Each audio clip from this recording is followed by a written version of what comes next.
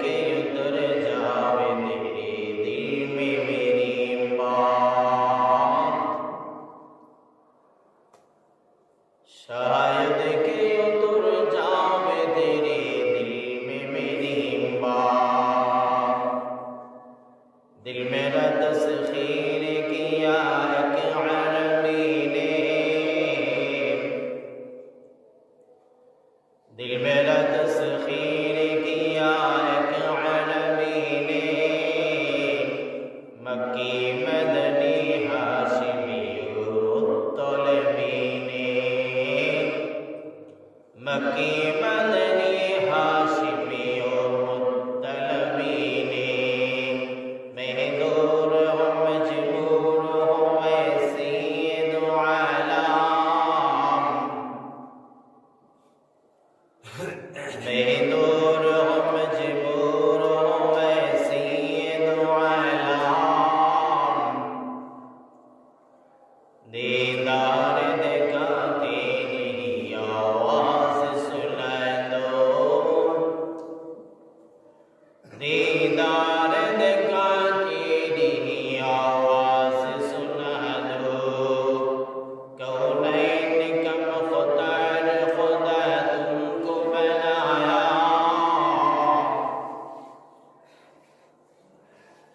कौनैन का मुख्तार खुदा तुमको बनाया। उम्मत का निगाहबान खुदा तुमको बनाया, उम्मत का निगाहबान खुदा तुमको बनाया। अल्हम्दुलिल्लाह, पवित्र शबे बरात এশার নামাজের আগে আল্লাহ তাআলা আমাদের সকলকে আল্লাহর মসজিদ সম্মানিত জায়গা এবং পবিত্র জায়গা বসে পবিত্র কোরআন এবং হাদিসের আলোকে এই শবে বরাতের করণীয় বর্জনীয় সম্পর্কে আমরা কিছু আলোচনা করব। এই সাথে সাথে এশার জামাতের পর ইনশাআল্লাহ মসজিদে জিকির হবে, দোয়া হবে, আমরা শরীক হওয়ার চেষ্টা করব। একটা এলান, আজকে এশার জামাত হবে 8টার দিকে। এশার জামাত আমরা ইনশাআল্লাহ ঠিক 8টার সময় আদায় করব। এই সম্মানিত রাত্রি, যে রাত্রিতে আল্লাহ তাআলা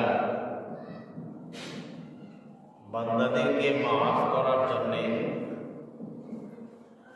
বান্দার উপর দয়া রহম করার জন্যে আল্লাহ রাব্বুল আলামিনের বিশেষ দয়া, বিশেষ রহমত দুনিয়ার আসমান পর্যন্ত চলে আসে।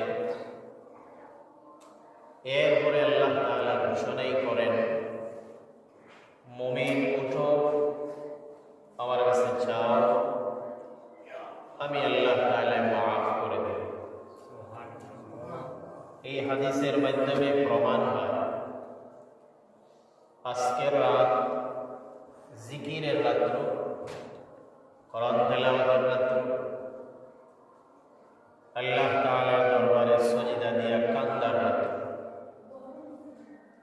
এই রাত্রের ফজিলত হাদিসের প্রসিদ্ধ কিতাবের নাম ইবনে মাজাহ। এই ইবনে মাজাহর প্রসিদ্ধ হাদিস হযরত আলী রাদিয়াল্লাহু আনহু থেকে বর্ণিত। যে হাদিসটা আমরা আপনাদের সামনে পেশ করি, সেই হাদিসের মাধ্যমে প্রমাণ হয় আজকের রাত্রে হয় জিকির আজকার, কোরআন তেলাওয়াত, তাহাজ্জুদের নামাজ, আল্লাহ তাআলার দরবারে কান্নাকাটি করার রাত। আরেক হাদিস দ্বারা প্রমাণ হয় নবীজির বিবি আম্মা জান আয়েশা সিদ্দিকা এই বিবিকে অনেক ভালোবাসতেন, মহব্বত করতেন। এই ভালোবাসার মহব্বত দ্বীনের কারণে। আম্মা জান আয়েশা রাদিয়াল্লাহু আনহা রাসূলের হাদিস তাড়াতাড়ি মুখস্থ করতে পারতেন, যে কোনো মাসআলা সহজে বুঝতে পারতেন। সাহাবায়ে কেরাম কোনো কিছুর সমাধানের জন্য আম্মা জান আয়েশার কাছে গেলে আম্মা জান আয়েশা সিদ্দিকা রাদিয়াল্লাহু তাআলা আনহা সুন্দরভাবে জবাব দিতে পারতেন। এই জন্য আল্লাহ রাসূল এই বিবিকে বেশি মহব্বত করতেন। এমনি নিয়ম হলো, আপনার বিবি যদি দুইজন হয় তাহলে দোনো বিবিকে এক রকম বাজার দিতে হবে, খাবার দিতে হবে, রুম দিতে হবে। কিন্তু মহব্বত যেটা, মায়া মহব্বত যেটা, এটা হলো দিলের টান। এই জায়গায় মানুষের দখল নাই। এই জায়গায় মানুষ ইচ্ছা করে মহব্বত বাড়াইতেও পারে না, কমাইতেও পারে না। এমনি ইমাম সাহেব হিসাবে আপনি আমাকে ফাইলেন, সালাম দিলেন, এটা হলো আপনার বিবেকের মহব্বত। আর আরেকটা হলো আপনার দিল থেকে মহব্বত। এই ব্যাপারে আপনি আমার হাত নাই। যেমন ধরেন ছোট একটা বাচ্চা, সুন্দর, এই বাচ্চাকে দেখার পর সবাই মহব্বত করে। আচ্ছা বলেন, এই মহব্বতের ভিতরে কাহার কোনো হাত আছে? এটা দিলের মহব্বত। সাহাবায়ে কেরাম আল্লাহ রাসূলের দিল দিয়া মহব্বত করতেন, তার প্রমাণ পাওয়া যায়। নবীজি দুনিয়া থেকে বিদায় হয়ে যাওয়ার পরে রাসূল যেদিন মারা গেলেন, সোমবার দিন, রবিউল আউয়াল মাসের 12 তারিখ সোমবার দিন নবীজি যখন মারা গেলেন, এক সাহাবী ওনার বাড়িতে কৃষি জমিনের কাজ করতেছেন, কৃষি কাজ। তো কৃষি কাজ করলে সাধারণ আমরা যেটা দেখি কাদামাটি, ফেক, পানি। এই সাহাবী কৃষি কাজ করতেছেন। এই সময় শুনলেন নবীজি মারা গেছেন। সাহাবী আল্লাহ তাআলার দরবারে সাথে সাথে দোয়া করলেন, রব্বুল আলামিন, আপনার হাবিব দুনিয়া থেকে বিদায় হয়ে গেছেন রে মাওলা। রব্বুল আলামিন, এই যে আপনি আমাকে চক্ষু দিয়েছিলেন, যেদিন আমি মুসলমান হয়েছিলাম, এই দিন আপনার কাছে আমি ওয়াদা করেছিলাম যতদিন আমি দুনিয়াতে বাঁচব, এই চক্ষু দিয়ে যেন আপনার হাবিবকে আমি দেখতে পারি। রব্বুল আলামিন, আমার আগে আপনার হাবিব যেহেতু দুনিয়া থেকে বিদায় হয়ে গেছে, এই জন্যে আমার এই চক্ষুর কোনো প্রয়োজন নাই। আপনি আমার চোখের দৃষ্টিটা ফিরাইয়া নিয়ে যাও, দুনিয়ার কোনো কিছু দেখার প্রয়োজন নাই। ওই চক্ষু দ্বারা আমার বিবি দেখবো, প্রয়োজন নাই। এই চক্ষু দ্বারা আমার সন্তান দেখবো, প্রয়োজন নাই। নবী যেহেতু নাই, এই চক্ষু দ্বারা আমি কি দেখবো? এই জন্য মালিক আপনার দরবারে দোয়া করলাম, আমার চক্ষু ফিরে দাও। সাথে সাথে ওই সাহাবী অন্ধ হইয়া যায়, সাথে সাথে অন্ধ হয়ে গেলেন। এই যে ভালোবাসা, মহব্বত, আচ্ছা এটা কি বিবেক দ্বারা সম্ভব হবে?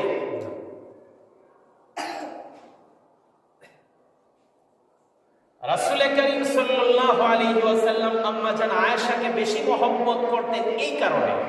এটা মেধাটা ভালো, দিন ভালো বুঝেন, মানুষকে যে কোনো মাসআলা সহজে সমাধান দিতে পারেন, এই জন্য রাসূল বেশি মহব্বত করতেন।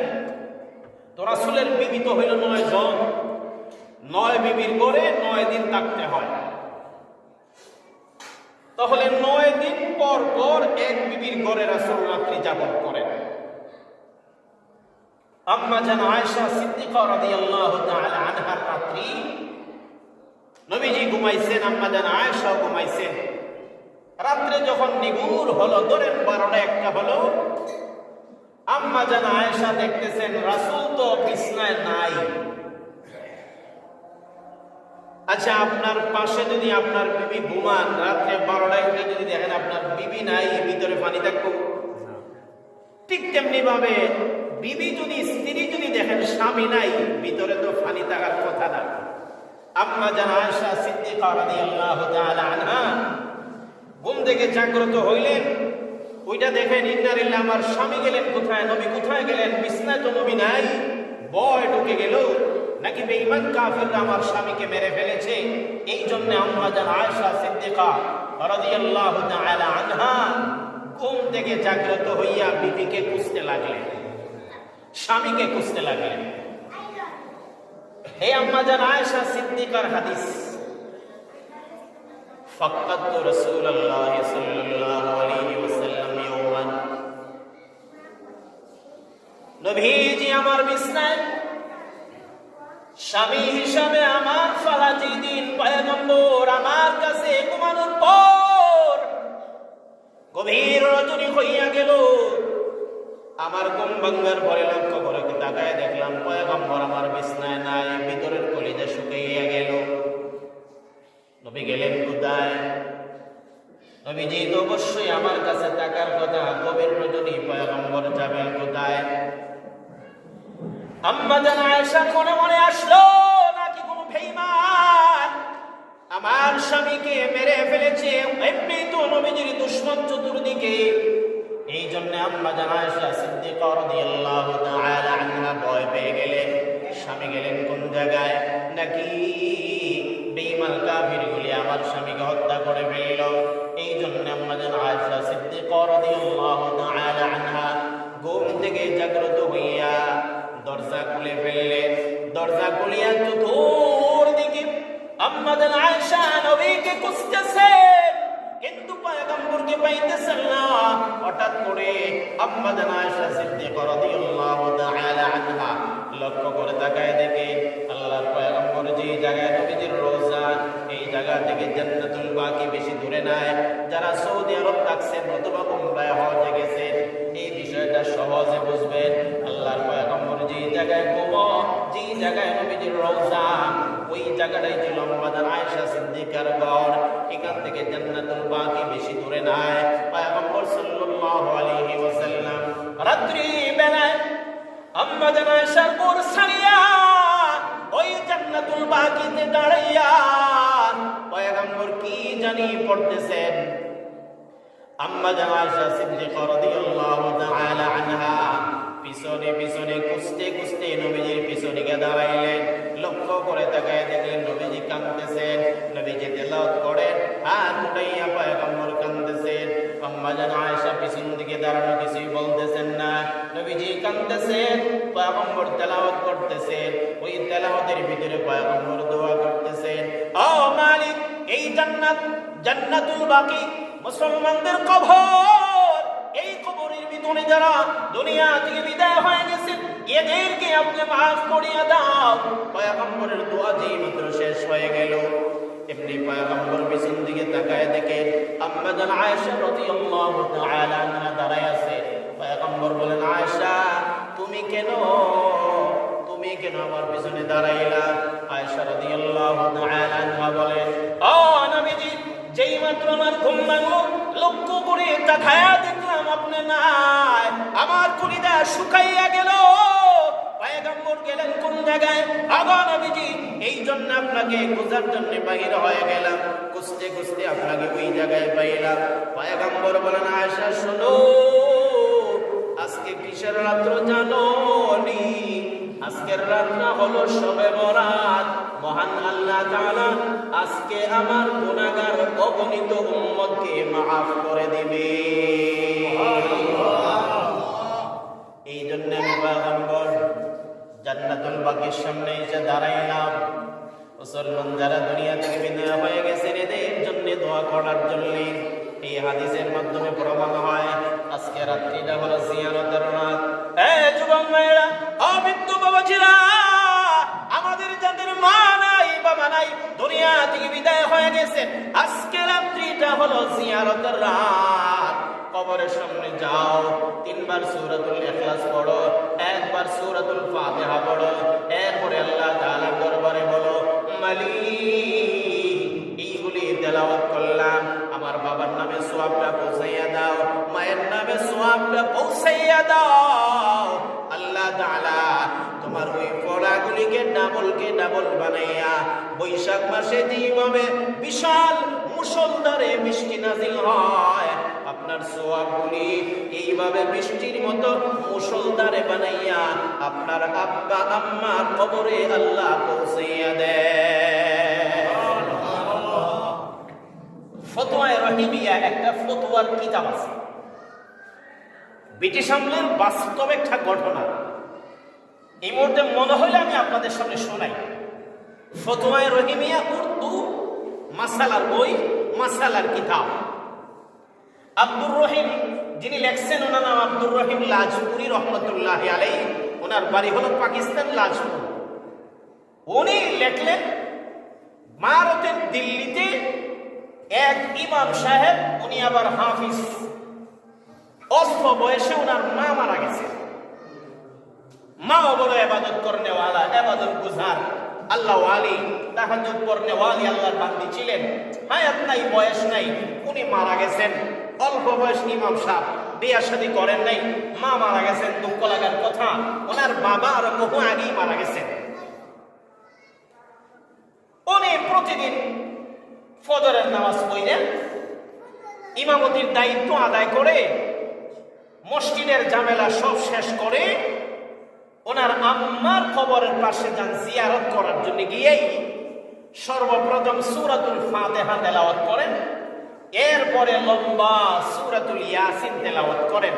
আল্লাহ রাসূল হাদিসে বলেন, কোন বাচ্চা মা বাবা মারা যাওয়ার পর ওই সন্তান যদি কবরের পাশে গিয়া 40 দিন সূরাতুল ইয়াসিন তেলাওয়াত করতে পারে, আর তার মা বাবা যদি বেঈমান হয় না, মুসলমান কিন্তু গুনাহগার, মুমিন কিন্তু গুনাহগার, আল্লাহ রাসূল বলেন ওই সন্তানের 40 দিনের সূরাতুল ইয়াসিনের ওসিলায় আল্লাহ তাআলা ওনার কবরের আযাবকে মাফ করে দিবেন।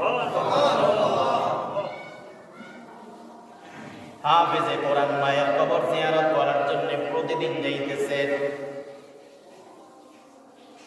একদিন, 2 দিন, 3 দিন হয়ে গেল, নতুন মাত্র মা মারা গেছে। ওই ইমাম সাহেবের বয়স কম, এই জন্য বড় পেরেশান। মা দুনিয়ার বুক থেকে বিদায় হয়ে গেল, এখনো বিয়ে শাদী করে নাই, দুনিয়াটা অন্ধকার হয়ে গেল।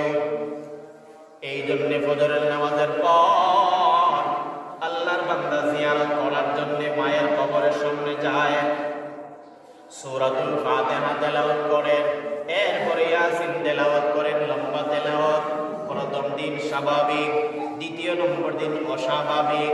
কবরের সামনে দাঁড়াইলে ভয় ভয় লাগে, কে জানি বলেন এইভাবে তেলাওয়াত করবেন না, ও হাফিজ সাহেব এইভাবে আপনি দাঁড়াবেন না, আপনি আসি একটু দাঁড়াইবেন।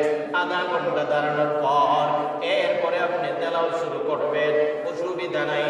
এই হাফিজ সাহেব 2 নম্বর দিন এই অদ্ভুত ধরনের আওয়াজ শোনার পরে ভয় পেয়ে গেলেন, কিন্তু ভিতরে সাহস আছে, আমি তো একজন আলেম, আবার কোরআনের হাফেজ, কোন জিন্নাত যদি হয় আয়াতুল কুরসি তেলাওয়াত করব, এই জিন্নাত দূর হয়ে যাবে।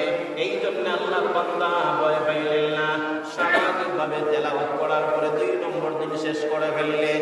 এবার 3 নম্বর দিন ফজরের নামাজ পড়া আম্মা জানের কবর জিয়ারত করার জন্য কবরস্থানে চলে গেলেন। কবরের সামনে যাওয়ার পরে সূরাতুল ফাতিহা যে মাত্র তেলাওয়াত করা শুরু করে দিলেন। 2 নম্বরের দিনের যে স্বাভাবিক ঘটনা 3 নম্বর দিনের আরো স্বাভাবিক হয়ে গেল, আওয়াজটা বড় হয়ে গেল। কে জানি আওয়াজ করতেছেন দূর থেকে, ও হাফিজ সাহেব এত তাড়াতাড়ি আপনি তেলাওয়াত করবেন না, এত তাড়াতাড়ি সূরাতুল ফাতিহা আপনি তেলাওয়াত করবেন না, আপনি একটু থামেন, আপনি একটু থামেন, তেলাওয়াত করবেন না। গায়বী আওয়াজের মতো দূর থেকে আওয়াজ আসতেছে। এই জন্য হাফিজ সাহেব ভয় পেয়ে গেলেন। ওই ভয়টা ধীরে ধীরে বাড়তেছে, 1 থেকে 2 মিনিট অতিবাহিত হয়ে যাওয়ার পর এই আওয়াজটা আরেকটু বাড়তেছে। মিয়া, তোমাকে বলেছি না পড়ার জন্য, কেন তুমি পড়তেছো? এই কথা শোনার পরই হাফিজ সাহেব জিয়ারত করবেন দূরের কথা, তেলাওয়াত বন্ধ করে বাড়ির দিকে দৌড়ানি শুরু করলেন। ভয় পেয়ে গেলে এই কবরস্থানে জিন্নাতের অভাব নাই, জিন্নাতের কারখানা। এই ভয়ে আর ভয়ে দৌড়তে দৌড়তে বাড়ির দিকে চলে গেলেন। কিন্তু ঘটনা কাহার কাছে বলতেছেন না, কাহার কাছে বলতেছেন না। কার কাছে বলবেন? যার কাছে বললেই তো বিপদ হয়ে যাইতে পারে, এই জন্য কিছুই বললেন না। এবার এলাকার যিনি বড় আলেম, ওই দিল্লির যিনি বড় আলেম, ওনার কাছে গিয়ে বললেন, হুজুর আমার সাথে এমন একটা ঘটনা ঘটেছে জানেননি, আমি আমার আম্মা জানের কবর জিয়ারত করার জন্য গিয়েছিলাম। আগা হুজুর প্রথম দিন জিয়ারত করেছি, অসুবিধা নাই। 2 নম্বর দিন জিয়ারতে যাওয়ার সময় সামান্য অস্বাভাবিক অবস্থা। 3 নম্বর দিন জিয়ারতে যাওয়ার সময় এত জোরে একটা আওয়াজ হয়েছে, কে জানি বললেন, হাবিব সাহেব এইভাবে আপনি তেলাওয়াত করবেন না। এই জন্য আমি ভয় পেয়ে গেলাম, হুজুর এখন কি করব? আমার তো দিল মানে না, আম্মা জানের কবর জিয়ারত করতে পারবো না, এটা তো নিজে নিজেকে মানাইতে পারি না। ও হুজুর আবার কি বলেন? আপনি বলেন। এলাকার মানুষকে যদি বলি আমি আমার আম্মা জানের কবর জিয়ারত করতে পারি না, মানুষগুলি বদনাম রটায় দিবে, মনে হয় আপনার আম্মা গুনাহগার ছিল, মনে হয় আপনার আম্মা জাহান্নামী। এই জন্য আল্লাহ তাআলা সন্তুষ্ট হইয়া জিয়ারত করার জন্য আপনাকে বাধা দিতেছেন। বড় হুজুর বলেন, ও ইমাম সাহেব শুনো, আগামী কালকে আবারও জিয়ারত করার জন্য যাইবা। জিয়ারত করার জন্য যাওয়ার পরে যতই ডর লাগে ভয় লাগে না কেন, তুমি স্বাভাবিক থাকবা।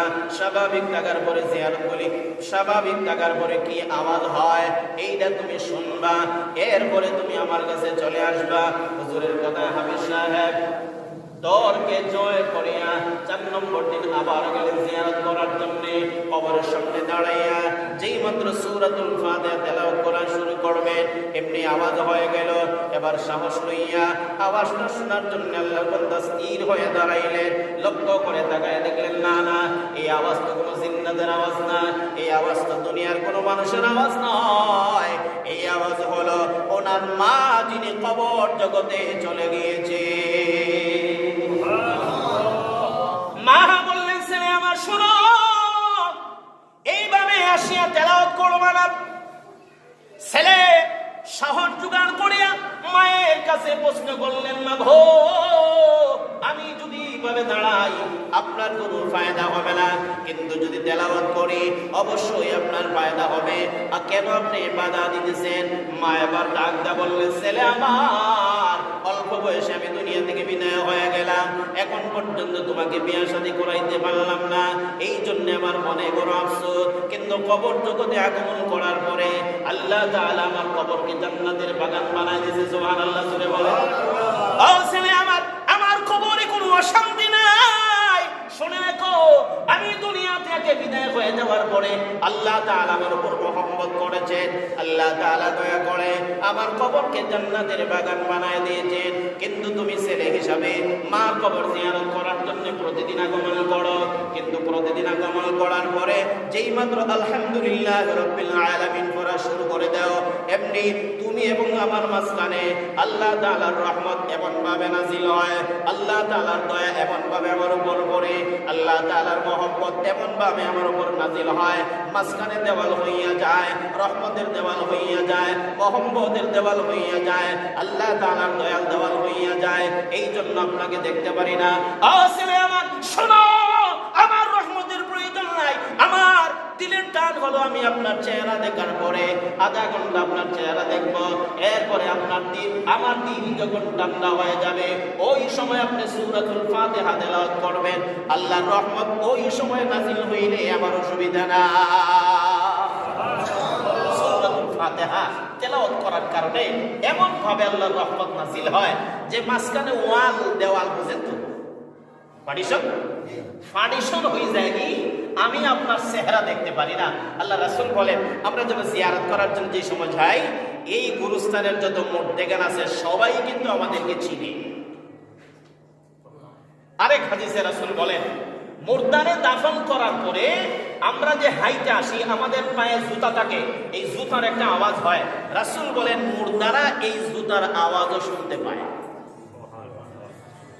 আল্লাহ তাআলা কবর জগতে আমাদেরকে জিন্দা করার পর আমরা এদের কোনো কিছু দেখি না, আমরা সামনে যাওয়ার পর সবগুলি এরা আমাদেরকে দেখেন।